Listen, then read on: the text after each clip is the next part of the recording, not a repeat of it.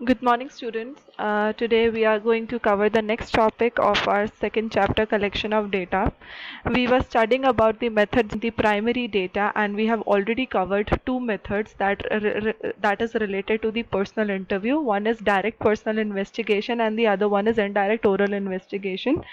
So today, just to have a brief revision, we are going to read this difference about these two methods, and then we will find out, know the next method. We will understand the next method. Okay.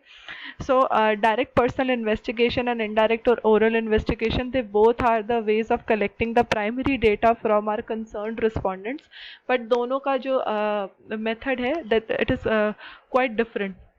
In case of direct personal investigation, investigator establishes the direct contact. आप directly जो है अपने concerned respondent से जाके बात करते हो और directly जो है उससे information extract करते हो. But indirect oral investigation में आप information जो है किसी और से contact करके निकालते हो, जिसे हम witness कहते हैं, who is not the concerned respondent but somehow is related to that respondent, और जो आपको जो है उनके behalf पे जो है वो information दे सकता है. ठीक है. डायरेक्ट पर्सनल इन्वेस्टिगेशन जो है वो तभी हो सकती है जब आपका फील्ड ऑफ इन्वेस्टिगेशन बहुत छोटा हो, क्योंकि आपको पर्टिकुलरली एक एक बंदे से मिलकर एक एक अपने रिस्पोंडेंट से मिलकर इन्फॉर्मेशन लेनी है. बट इनडायरेक्ट ओरल इन्वेस्टिगेशन में आप जो है, जब आपका फील्ड ऑफ इन्वेस्टिगेशन थोड़ा बड़ा होता है in compare to direct personal case, तो आप जो है इनडायरेक्ट ओरल इन्वेस्टिगेशन में जाके जो है अपनी इन्फॉर्मेशन निकाल सकते हो, क्योंकि यहाँ पे आपको सबसे इंडिविजुअली नहीं मिलना, आपको सिर्फ उनके एक रिप्रेजेंटेटिव से मिलना है और सारी की सारी इन्फॉर्मेशन आपको उससे मिल जाएगी. ठीक है. डायरेक्ट पर्सनल इन्वेस्टिगेशन में इन्वेस्टिगेटर जो है उसकी लैंग्वेज जो है और कल्चरल हैबिट्स जो है वो रिस्पोंडेंट से मैच करे, जिससे वो जो है उनसे डायरेक्ट कांटेक्ट कर सके. सपोज़ अगर मुझे किसी से मुंबई में अगर मुझे कोई रिसर्च करना है तो मुझे मराठी आना बहुत ज़रूरी है, क्योंकि मेरे को वहाँ एज एन इन्वेस्टिगेटर मुझे डायरेक्टली रिस्पोंडेंट से जाके बात करनी पड़ेगी और उनको उनकी लैंग्वेज में जो है अपने क्वेश्चन समझाने पड़ेंगे, जिससे मुझे जो है अप्रोप्रिएट आंसर मिल सके. ठीक है. पर इनडायरेक्ट ओरल इन्वेस्टिगेशन में ऐसा कोई ज़रूरी नहीं है. आपको इम्पॉर्टेंट है कि जो विटनेस है जिससे आपको इन्फॉर्मेशन कलेक्ट करनी है, जो कंसर्न्ड रिस्पोंडेंट से रिलेटेड है, उसको जो है आपको जो है उसका लैंग्वेज और उसके कल्चरल हैबिट के बारे में पता होना चाहिए, जिससे आप उससे ईजिली इंटरेक्ट कर सकें. और डायरेक्ट इन्वेस्टिगेशन जो होती है वो ऑब्वियसली थोड़ी ज़्यादा कॉस्टली होती है देन इनडायरेक्ट ओरल इन्वेस्टिगेशन, क्योंकि डायरेक्ट में आपको सबसे इंडिविजुअली जाके मिलना पड़ता है, and you have to see that आप जो है डायरेक्टली उनसे बात कर सको और उनसे जो है अपनी प्रॉब्लम जो है वो शेयर कर सको. ठीक है. Next method would be our information from the local sources और correspondents.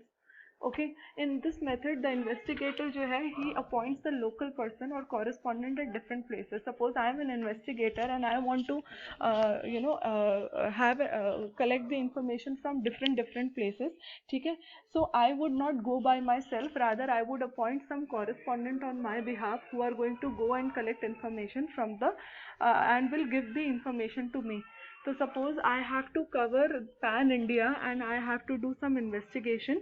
So in that case what I will do, मैं अलग अलग states and cities में अपने respondents और अपने investigators को जो है बुलाऊंगी और मैं उनके थ्रू जो है उनको अपॉइंट करूंगी, वो जाके मेरे behalf पे जो है information collect करके लाएंगे.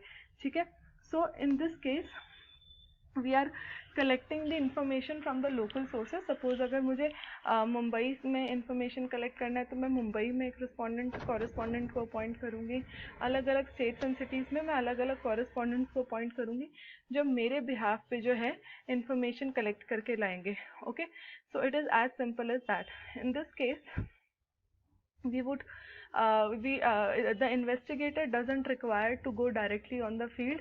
He or she, what they can do is they can appoint their correspondents local sources से जाके वो अलग अलग जगह से इंफॉर्मेशन जो है वो कलेक्ट कर सकते हैं. ये मेथड कहाँ सूटेबल है? जहाँ पर हमें रेगुलर और कंटिन्यूस इंफॉर्मेशन चाहिए, जहाँ हमारा एरिया ऑफ इन्वेस्टिगेशन बहुत बड़ा है, जहाँ इंफॉर्मेशन जो है वो जर्नल, मैगजीन्स, रेडियो, टीवी, जो बेसिकली न्यूज़ चैनल्स वाले जो होते हैं, वो जो है ये इस मेथड को यूज़ करते हैं, they basically appoint the local correspondent in different places. तो जहाँ भी कोई कुछ इवेंट होता है या कोई हैपनिंग होती है तो वहाँ पर their local correspondents they reach out to that place and वहाँ से वो इन्फॉर्मेशन और न्यूज़ कलेक्ट करते हैं, और वो जो है फर्दर अपने जो हेड चैनल है उनको जो है अपनी न्यूज़ जो है और अपना जो भी उनको इन्फॉर्मेशन पता चलता है अबाउट दैट इवेंट, वो जो है they transfer it to their head channel. Okay, so in this case, since a regular information is needed, a continuous data is needed, so there is not important that you should be having a high degree of accuracy. Okay, because it is a regular flow of information that would keep coming throughout.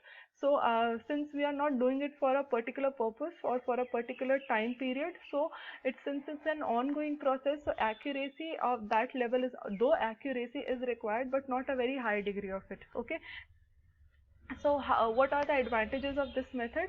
Now when we opt for this method seems to be quite economical, because आपका जो time, money and effort है इस method में बहुत कम involve हो रहा है। आपने outsource कर दिया है अपने local correspondents को, वो आपको regular information देते जा रहे हैं।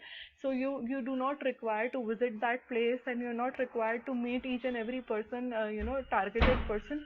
So in that case it becomes very economical for to cover that particular area. So, and since it is you are covering your area, or your coverage is wide, because you have appointed lot many correspondents who would be gathering and fetching information for you. Next is continuity. Now since the correspondents are there for you, they are working for you, and they are supplying the regular information to you, so this process would keep continuing for long, and you would be getting information for long. Okay, next is suitable for special purpose. Now this method is particularly suitable for some special purpose of investigation, where you need suppose जैसे you need the particular information from the grain market, from agricultural market, that what is the current price of a particular crop or particular farming produce, so so that you can construct some sort of index number for your for your audience. So in this method you would be जब आपको कुछ special purpose के लिए कुछ बार बार information चाहिए होती है continuation में, तब जो है mostly people go for this kind of method. So अगर हम merits इसके देखें, so this method is quite convenient, because it is covering the large area. आपको continuous information मिल रही है, आप अपने special purpose को solve कर पा रहे हो. Now what are the disadvantages against this? सबसे पहले है it is loss of originality. Originality जो है इस डेटा में बहुत कम रहती है, because you are not in the direct contact with that concern respondent. आपने अपने बिहाफ पे किसी रिस्पॉन्डेंट को भेजा हुआ है अलग अलग एरियाज में, जो आपको कंटिन्यूसली इंफॉर्मेशन जो है प्रोवाइड कर रहे हैं. तो एक ट्रस्ट इशू, मतलब if you have that trust on that on your correspondent जो आपके लिए इंफॉर्मेशन कलेक्ट कर रहा है, तब तो ठीक है. Otherwise there you can not be sure जो डेटा आपको मिल रहा है whether it is quite original और not. Okay, next is uniformity. This is because data जो है वो अलग अलग कॉरेस्पॉन्डेंट्स अलग अलग लोकेशन से लेकर आ रहे हैं, अलग अलग प्लेस से लेकर आ रहे हैं, तो हो सकता है यूनिफॉर्मिटी, वो डेटा एक जैसा नहीं होगा definitely, because it is coming from through different sources via different local respondent. अगर आप अपनी इंफॉर्मेशन जो है खुद कलेक्ट करोगे तो आपका एक स्टिपुलेटेड फॉर्मेट होगा जिसमें आप जो है अपने लिए इंफॉर्मेशन कलेक्ट करोगे. बट अगर आप वही सेम इंफॉर्मेशन आप फर्दर किसी और को दे दोगे आप अपने बिहाफ पे कलेक्ट करने के लिए, तो उसका तरीका उस इंफॉर्मेशन को कलेक्ट करने का वुड बी वेरी डिफरेंट. तो डेटा में वो यूनिफॉर्मिटी नहीं होगी. अगर सपोज आपको 3 अलग अलग एरिया से 3 अलग अलग कॉरेस्पॉन्डेंट जो है अपने लिए आपके लिए इंफॉर्मेशन लेकर आ रहे हैं, तो जिस तरीके से उन्होंने उस इंफॉर्मेशन को प्रेजेंट किया होगा, जिस तरीके से उन्होंने उस इंफॉर्मेशन को कलेक्ट किया होगा, उन तीनों का जो मेथड होगा वो एक दूसरे से डिफरेंट होगा, जिसके बेसिस पे आपका जो डेटा है would not seem to be very uniform. And last is personal bias. Next is personal bias, because this method has been this information has been collected by different correspondents, so you cannot trust कि हो सकता है उनका अपना कोई जो है वो मोटिव हो उस डेटा को मैनिपुलेट करने में, तो हो सकता है वो उस डेटा के साथ थोड़ी छेड़छाड़ भी कर सकते हैं, क्योंकि यहाँ पे ओरिजिनलिटी का जो डिग्री है वो काफ़ी कम है. तो it could be possible that correspondent जो है अपनी कन्वीनियंस और अपने ईज से डेटा कलेक्ट कर रहे हैं और उस डेटा के साथ थोड़ी बहुत छेड़छाड़ भी कर सकते हैं. बिकॉज ऑब्वियसली ओरिजिनल नहीं है, पर्सनल बायसनेस हो सकती है, तो वो डेटा जो है ऑब्वियसली लेस एक्यूरेट है. तो नेक्स्ट जो डीमेरिट है, यू कैन से दैट जो डेटा कलेक्ट होकर आ रहा है, it could not be very accurate, it could not be very precise. And last and most important, delay in collection, because the information is been collected through different correspondent at different places. तो हो सकता है कि आपको जो है data जो है पूरा ओवरऑल कलेक्ट करने में बहुत टाइम लग जाए, because you have to manage all of your correspondent and you have to coordinate with them one by one. तो हो सकता है कि कोई उनमें बहुत एफिशिएंट होगा जो बहुत जल्दी आपको डेटा ला के दे देगा, बट आपकी रिसर्च तब तक कंप्लीट नहीं होगी, आपका पर्पस तब तक कंप्लीट नहीं होगा जब तक आपको सारे के सारे कॉरेस्पॉन्डेंट्स जो है आपकी रिक्वायर्ड इन्फॉर्मेशन आपको ला के ना दे दे. तो there can be a delay in the collection of data as well. Okay.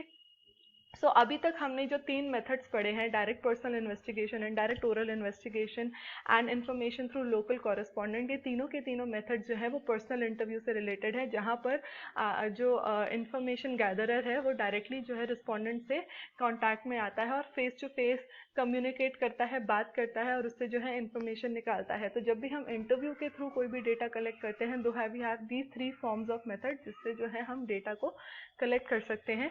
Next जो मोड है, जो मेजर मोड है, that is information through questioners and schedules. अब यहाँ पर जो है पर्सनल फेस टू फेस बातचीत नहीं हो रही, फोन पे बातचीत नहीं हो रही, are not communicating with the person directly, but आप जो है क्वेश्चनर और शेड्यूल के थ्रू जो है अपना इन्फॉर्मेशन कलेक्ट कर रहे हो. This method shall be continued in our next class. अभी के लिए we have completed 3 sub heads of personal interviews. Next we will start in the next class. So that's all for today. Thank you so much.